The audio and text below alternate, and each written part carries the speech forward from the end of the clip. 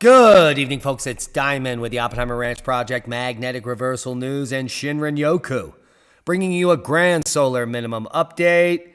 Saturday, August 6th, around 10 p.m. Mountain Time, 2022. Iceland continues to erupt in spectacular fashion as it appears as if the lava output has increased. But the big story, signs of winter already? First winter storm warning of the season issued for parts of Alaska. Keep calm, it's boom time. Now, Fairbanks, Alaska, while millions of Americans in the lower 48 are under heat alerts through the weekend, parts of the final frontier are bracing for the region's first significant snowfall of the season. A season to be pleasing. The combination of cooler air, plenty of air moisture, and an approaching storm system means higher elevations could see several inches of snow. A winter storm warning has been issued for northern parts of the Brooks Range, where meteorologists warn more than 8 inches of snowfall is possible above 3,000 feet. And that's not all. Tourists escape flash flooding in Death Valley as roads to remain closed for days. This is a broken record, the flooding record. Hundreds of hotel guests trapped by flash flooding at Death Valley National Park were able to drive out after crews cleared a pathway through the rocks and mud. But roads damaged by floodwaters or choked with debris were expected to remain closed into next week, officials said Saturday.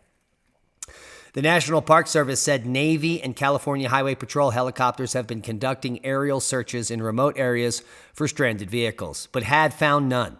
However, it could take days to assess the damage.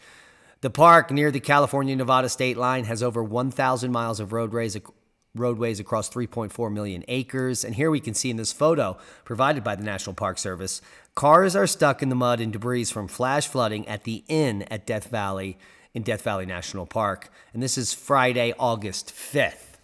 So, heads up if you're going to Death Valley. Now, torrential rainfall is also pounding Reno. Now, what's in store for Tahoe? Holy macaroni. Dangerous situation. In Tahoe, they're seeing 2.2 inches of rain in an hour the other day. Thunderstorms pounded a section of the Sierra Nevada east of Lake Tahoe, stretching from Reno to California's Alpine County this week, delivering heavy rain, flooding roadways, and triggering mudslides. Like a broken record. Now, the wettest day of the monsoon 2022, also for the Phoenix area. And that's good news.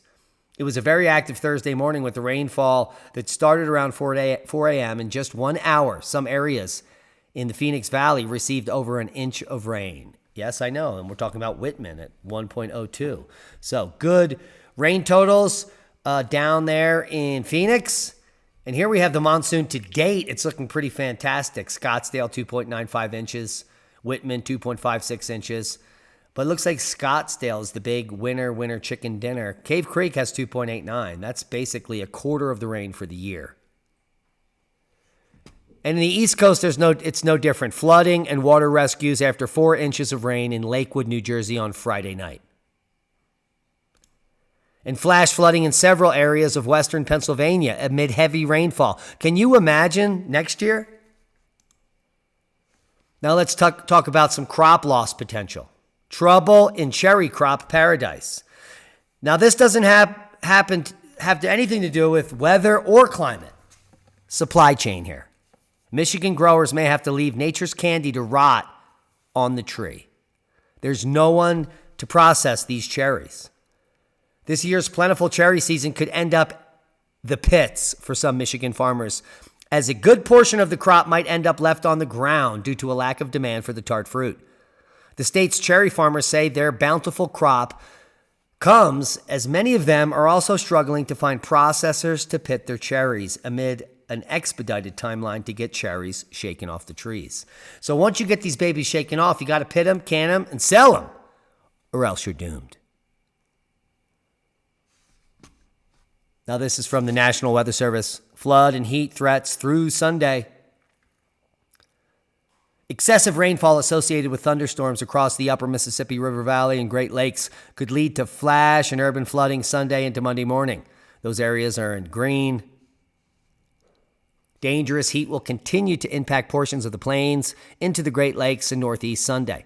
Intense heat is also expected across parts of the Northwest Sunday, but it is summer. So, small areas with heat warnings, here, and here. Now, the flash flooding and the flooding is just not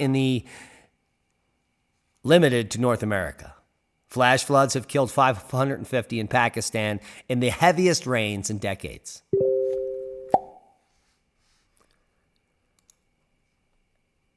A Pakistani soldier rescues a child from the flooded Ranjanapur district in Punjab province on August 2nd. Flash floods have caused abnormally heavy monsoon rains that killed at least 549, it says 550 up top here, in Pakistan over the past month, with remote communities in the impoverished southwestern province of Balochistan among the hardest hit, the government agency said. So our prayers go out to those affected. Now, the tropical outlook, we have potential tropical depression 9 here off the coast of Mexico. And we do have, for the first time in a very long time, some activity happening in the Atlantic. So we'll keep a close eye on these tropical systems developing as we go over to the seismic outlook. Seismic update. No quakes of note. We do have a slight uptick in the seismic swarm happening here in the Caribe. So we're going to keep a close eye on what's going on here near Puerto Rico, as it appears as if very little is going on worldwide, with volcanoes as well, except for Iceland. Pretty normal activity.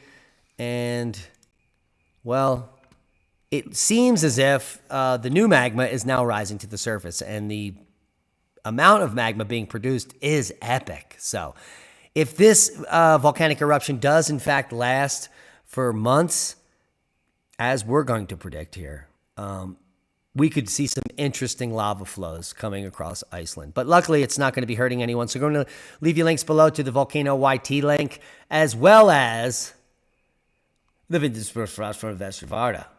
link. And give them a thumbs up and subscribe everywhere, because we want to support these channels for the great work they're doing. Space weather news update. All is quiet as, well, space weather seems to be dropping off. Coronal hole directly facing Earth now. That coronal hole stream should reach us in about 2 days. But as far as space weather is concerned, we were at KP0 right here 24 hours ago, and we're still at KP1. So all is quiet during solar max. Did you just pick that up? I'm about to put something down here. Long-term monitoring program, the annual summary report for coral reef conditions in Australia and the Great Barrier Reef. Stick the foot up of the mainstream. In fact, continued coral recovery leads to a 36-year high across 2/3 of the Great Barrier Reef. We did a full expose over at Magnetic Reversal News, and we'll link it after the video. So go check that out. The whole narrative of the Great Barrier Reef is dying and it's your fault, well, has come to a crippling halt when the actual data does not support the fear-mongering.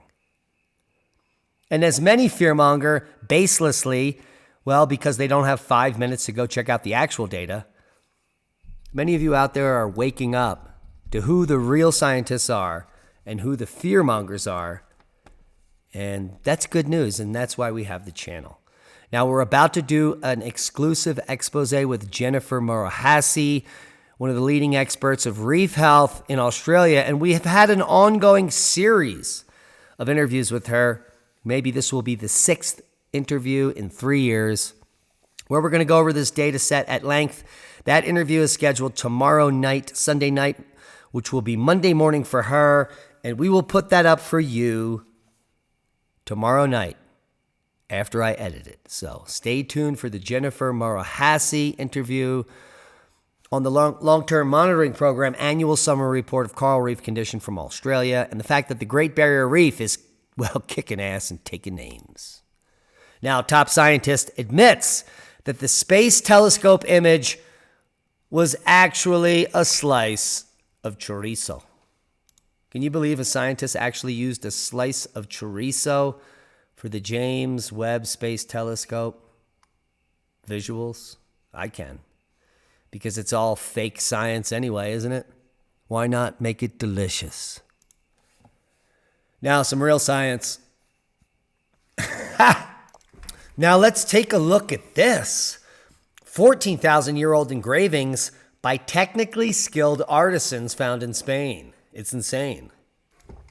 Now the top stone fragment here is about 10 centimeters wide, and it clearly shows an image of what could be a jaguar or any other picture. And this could be a moon motif with a face, in my opinion. But archaeologists from the Autonomous University of Barcelona discovered an ancient engraving that is about 14,000 years old. The researchers announced in a statement just this week. The Upper Paleolithic era engraving was found near the city of Lleida, which is about an hour away from Barcelona. Now, the archaeologists had been working on the site for some time, having previously discovered the partial skeleton of a woman the researchers have dubbed Linya. Her name a reference to the cave she was also found in, Cova Gran de Santa Linya. Now, the engravings, though found at the same time, predate Linya by a few centuries, according to the carbon dating research. According to the archaeologists, the fragment helps put together a larger tapestry of the lives of the first settlers in Spain's northeast region. Not only that, these people are there about 1,100 years before the Younger Dryas event. So they would have been totally fluxed, in my opinion. Now, it's getting good, and it's heating up in the Southwest. Mammoth bones and ghost footprints. We've published on both of the ghost footprint findings, those in New Mexico that date, well, quite some time ago, over 20,000 years ago, and the new ones found in Utah, which are dating 12, 13,000 years old. Now, there are mammoth bones to go with the trifecta of humanity in North America that have been here for antiquity, into a very deep antiquity. We're talking 30,000 years ago. And this mammoth, look at that beautiful sample there. This is the excavation site, mostly holds broken bones from mammoths, ribs, and spines, but the most prominent fossil is a portion of the adult mammoth's skull here. Now, mammoth bones and ghost footprints of ancient people are the latest evidence in a scientific debate about when the first humans reached the Americas. The fossilized bones in particular could suggest people lived in North America tens of thousands of years before the generally accepted date for the arrival of the first Native Americans, 10,000 BC. And that's the cap. They say 12,000 years, they came across the ice-free corridor, and that's it. But researchers are saying something much different.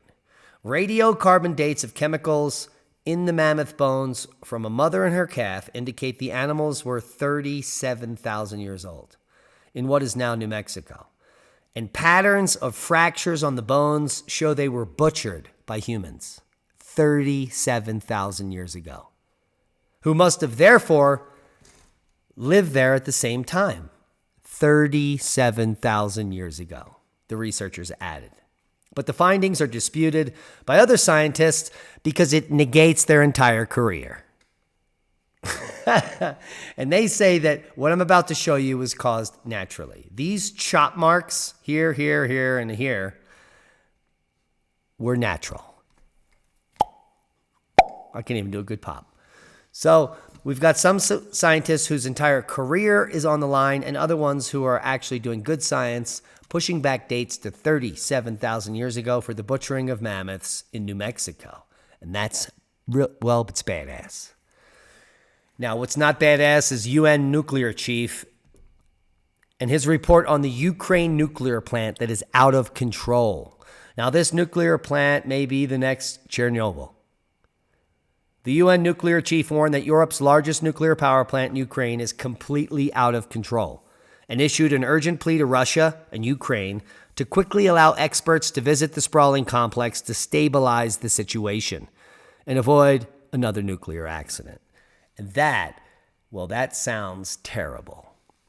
So we're keeping a close eye on that for you as we move along to, some happier stories like purslane, the common weed that may be a super plant that holds the key to drought-resistant crops. Now, we want nothing to do with this genetic modification of purslane into crops, but we want you to learn about purslane, Oleracea, Portulaca oleracea, an edible plant that grows almost anywhere in the United States, even in the desert Southwest. It blooms yellow small flowers, and the plant is completely edible and a succulent and delicious and nutritious and may just save your butt. We have acres of it here. There's probably 1,000 pounds of purslane I could harvest tomorrow. And that's my survival, period, in one plant. If you don't know how to survive and thrive, or if you're interested in natural building, straw bale, earth ships, rammed earth, and anything else you can think of, including passive solar, including wood gasification, and all the most awesome concepts that have to do with off-grid lifestyle and off-grid living, self-reliance and self-sufficiency, sovereignty. And this is what we're going for. Join us at the 33rd Annual Crestone Energy Fair, the longest-running energy fair on planet Earth. August 27th to 28th, my birthday weekend, in Crestone, Colorado. Reclaim self, village, and nature. Do it now. And that is a boom. To knowledge. Proper prior planning prevents piss poor performance. In a dystopian world where facts are fiction and the mainstream media is a fairy tale, you tune in to the Oppenheimer Ranch Project and Magnetic Reversal News for the news you need to know. And the know you need to use it. Be safe. We love you.